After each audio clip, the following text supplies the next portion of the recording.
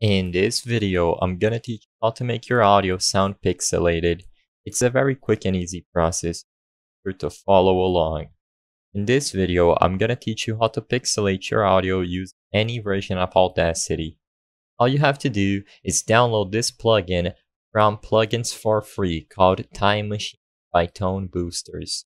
So make sure you go to pluginsforfree.com/plugins/268 or just look for the Time Machine plugin by Tone Boosters.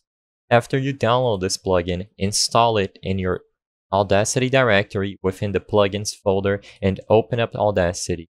In there, you can now find the Time Machine plugin after you select Effect from the top of your screen, and you can apply the Time Machine effect to the audio track you select. I recommend using the settings shown here, and this will make your audio sound really pixelated and old. Like I said, you can apply this to any audio as long as the plugin is installed properly and set up on any version of Audacity.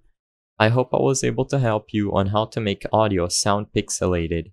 If this video helped you, please be sure to leave a like and subscribe for more quick and easy. Thank you for watching.